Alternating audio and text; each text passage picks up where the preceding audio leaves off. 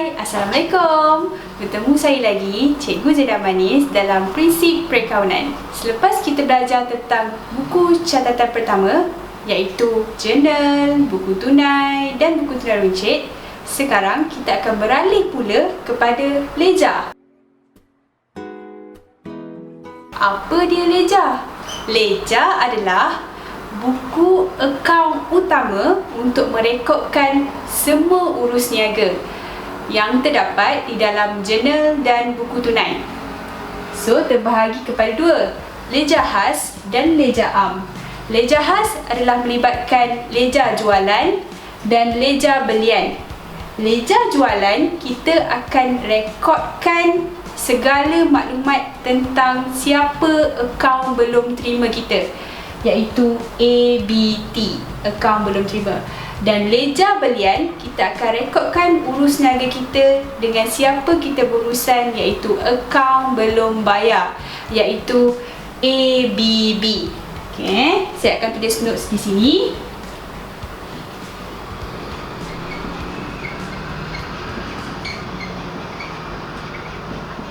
Rekodkan ABT dan lejar belian, rekodkan ABB.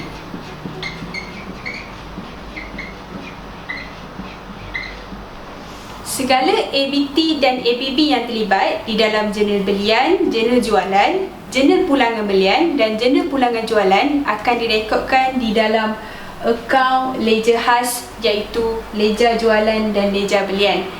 Tetapi jika melibatkan kenderaan, alatan pejabat, gaji, itu akan direkodkan di dalam lejar am. Lejar am kita akan rekodkan semua jenis akaun kecuali ABT dan ABB, kerana ABT dan ABB telah direkodkan dalam jurnal jualan dan jurnal belian. Sebagai contoh, untuk lejar jualan dan lejar belian, kita akan bukakan bentuk T, debit, kredit.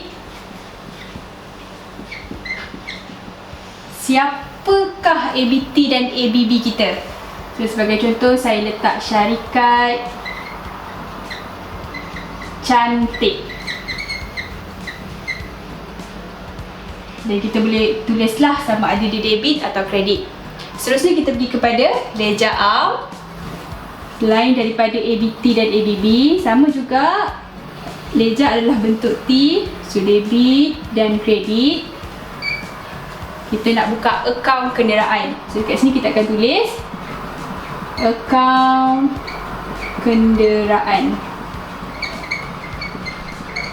Sama ada urus niaga debit atau kredit. Terdapat 3 jenis akaun lejar.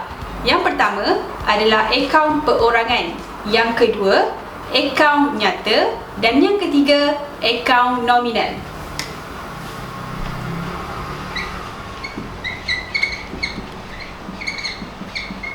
Akaun lejar.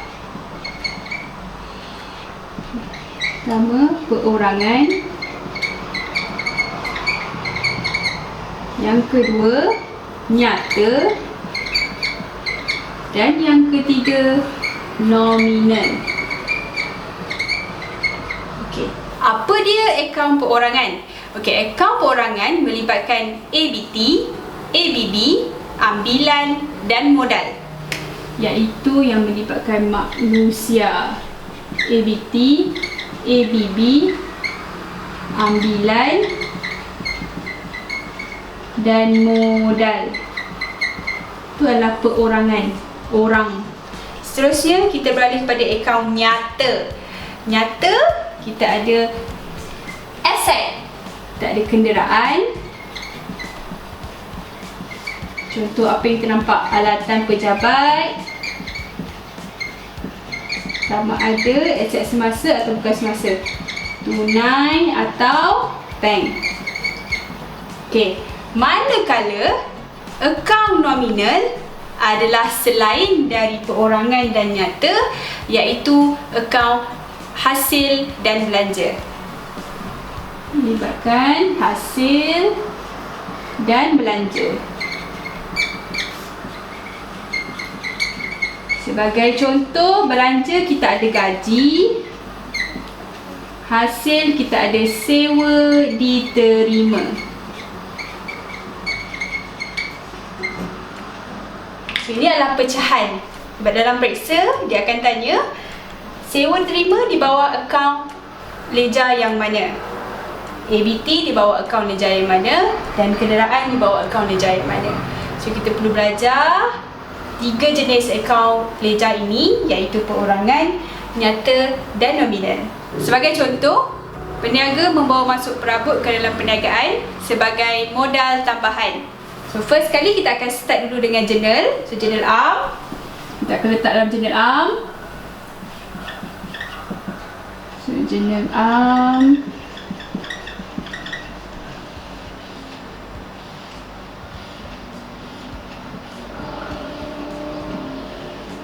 Kita ada tarikh, butir,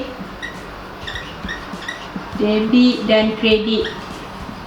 So, kita akan start dengan tarikh dulu. 2008 April 1, iaitu perabot 8,000, dan dia akan meningkatkan kita punya modal tambahan lah. So, peniaga membawa masuk modal tambahan.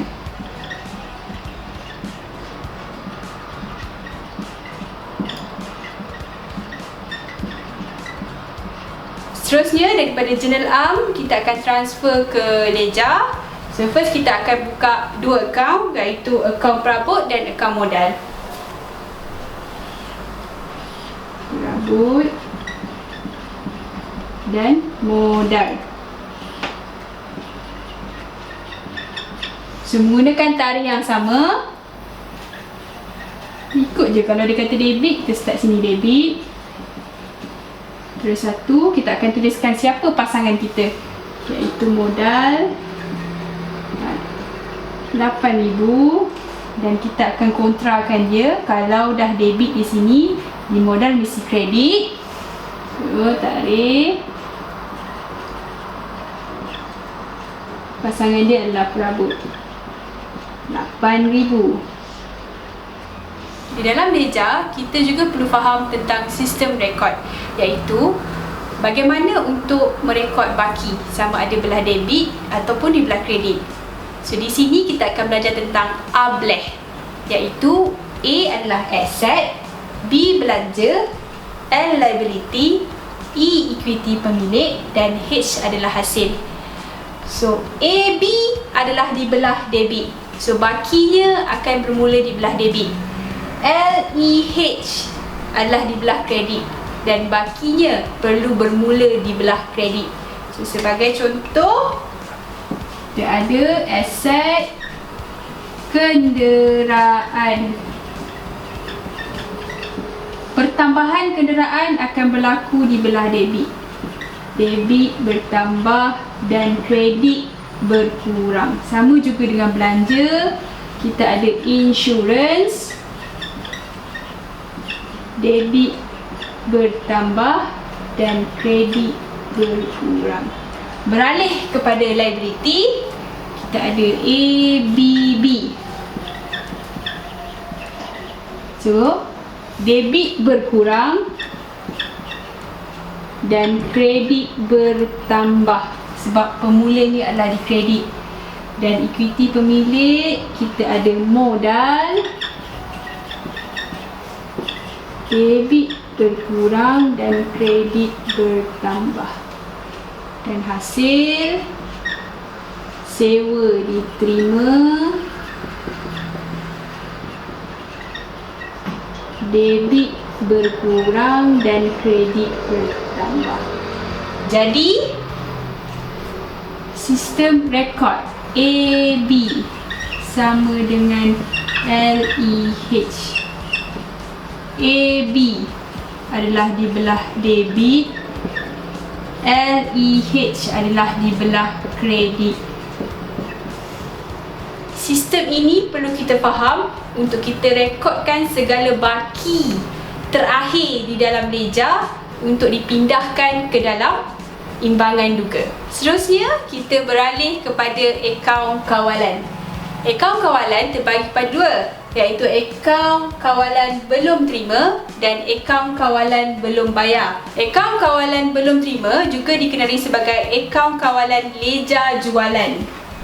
Akaun kawalan leja jualan.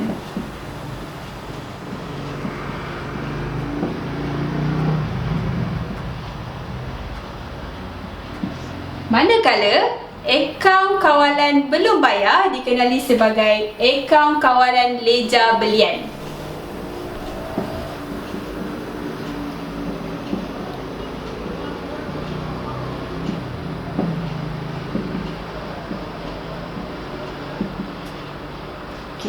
Kenapa kita perlu sediakan akaun kawalan? Akaun kawalan disediakan adalah untuk kita menghitung jumlah akaun belum terima dan akaun belum bayar. So, untuk akaun kawalan belum terima, kita perlu menghitung berapa jualan kredit yang telah dilakukan. Dan untuk akaun belum bayar, kita perlu menghitung berapa jumlah belian kredit yang telah dilakukan. Jadi, apa yang perlu diletakkan di belah kredit dan debit untuk kedua akaun ini? Di dalam soalan, akan diberikan dengan baki awal, iaitu baki BB. So, di mana kita perlu letak baki BB? Jika akaun kawalan belum terima, kita perlu letakkan baki BB adalah di belah kredit kerana jualan adalah hasil. So, kredit kita akan bertambah. So, kita akan start dengan kredit. So, seperti biasa, tarikh. So, baki BB.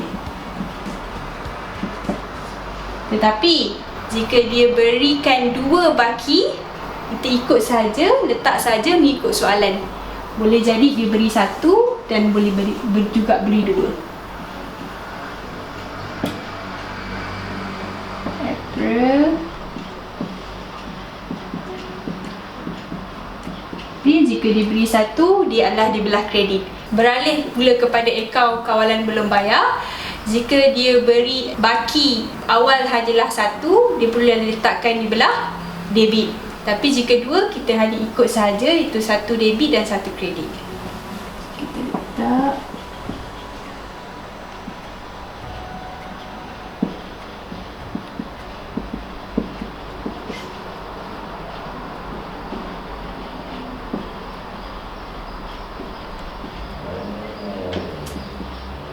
So, saya akan highlightkan iaitu di mana sepatutnya dia berada jika satu sahaja. So, di belah kredit, kerana kredit adalah bertambah untuk hasil. Dan di belah debit, kerana belian adalah bertambah di belah debit. Okey. Apa yang kita perlu cari dalam akaun kawalan? So, kalau akaun kawalan belum terima, kita akan cari jualan kredit. Dan akaun kawalan belum bayar, kita akan cari belian kredit. So, kalau jualan kredit, kita akan terus letak di belah debit.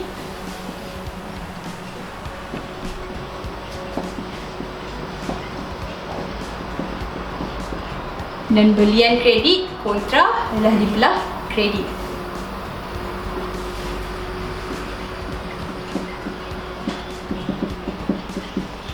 Okay.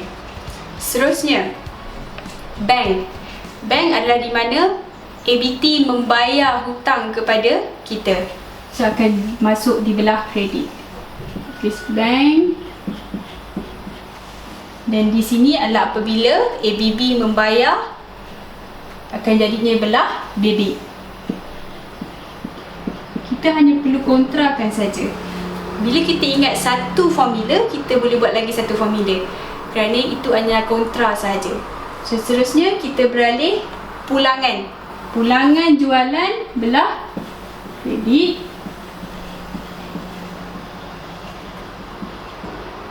Dan pulangan belian belah debit.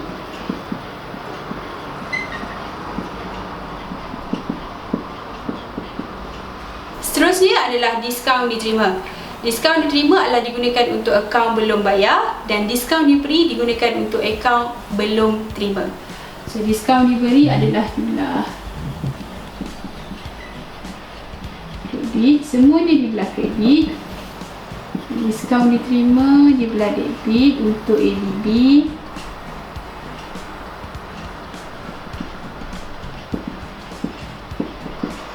Okey. Seterusnya kontra. Kontra akan berlaku jika di belah akaun belum terima akan jadi belah kredit. Dan jika di belah akaun kawalan belum bayar, dia akan jadi belah debit. Hutang lapuk hanya terlibat daripada satu akaun saja, iaitu akaun kawalan belum terima.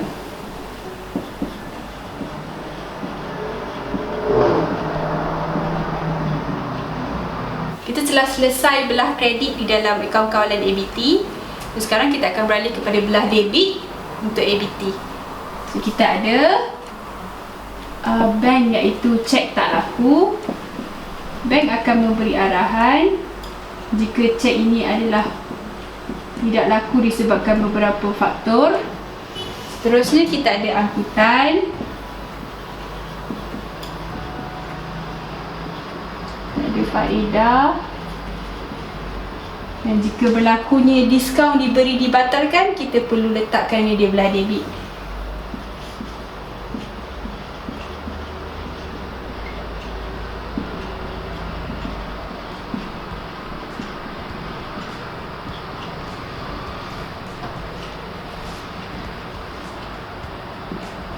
So,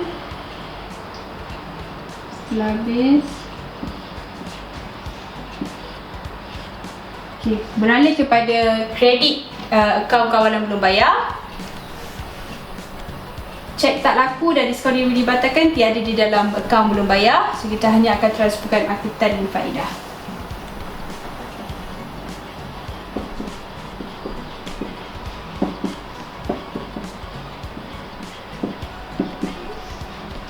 Akan doublekan dia untuk penutup.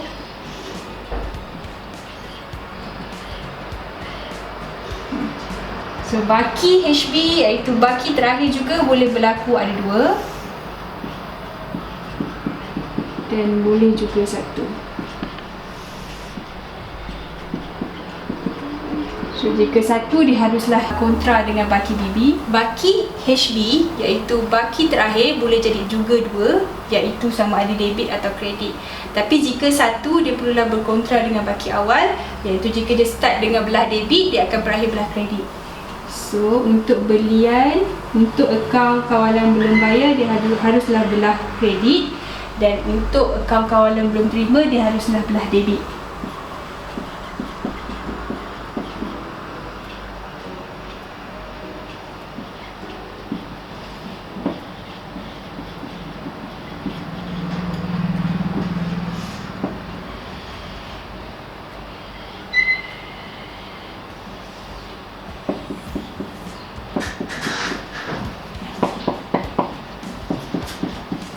Di dalam soalan, dia akan berikan baki awal dan baki akhir. So, kita perlu tahu di mana kita mahu letakkan baki awal dan baki akhir, kerana kita perlu cari jualan kredit dan belian kredit. Segala information yang saya letakkan di sini akan diberikan. So, hanya perlu mencari jualan kredit dan belian kredit sahaja. Sumber maklumat untuk diletakkan di dalam akaun kawalan, kita mula dengan akaun kawalan belum terima, adalah kita akan dapat daripada Journal Arm,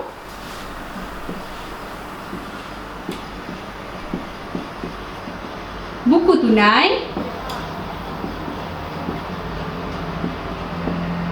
jurnal jualan, dan jurnal pulangan jualan.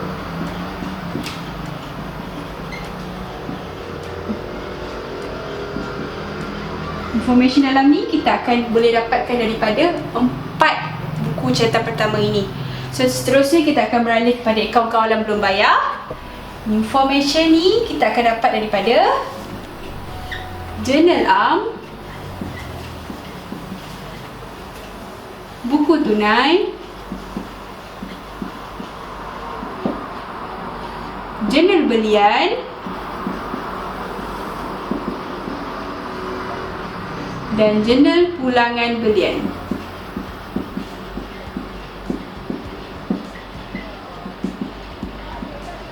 Dengan ini berakhirlah tajuk prinsip perakaunan, akaun kawalan dan leja. So, apa yang kita boleh simpulkan daripada leja tadi? Akaun leja terbagi kepada dua, iaitu leja khas dan leja am. Leja juga mempunyai 3 jenis, iaitu leja perorangan, nominal dan nyata. Dan kita perlu tahu tentang sistem untuk rekodkan baki awal, iaitu ABLEH. A, B, aset dan belanja adalah dibelah debit. LEH, liability, equity dan hasil adalah dibelah kredit. Seterusnya, akaun kawalan.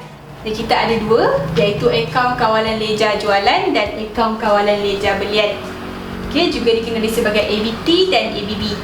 So, kita dah belajar tadi apa yang perlu diletakkan di bahagian debit dan kredit untuk setiap akaun kawalan. Dan semua informasi ini boleh didapati dalam buku catatan pertama, iaitu untuk akaun kawalan belum terima, kita ada buku tunai, jurnal am, jurnal jualan dan jurnal pulangan jualan. Manakala untuk akaun kawalan belum bayar, kita ada jurnal am, buku tunai, jurnal belian dan jurnal pulangan belian. Jika terdapat sebarang pertanyaan, jangan lupa komen di bawah. Jumpa saya lagi, Cikgu Zaidah Manis, dalam video yang akan datang. Like, share and subscribe. Bye!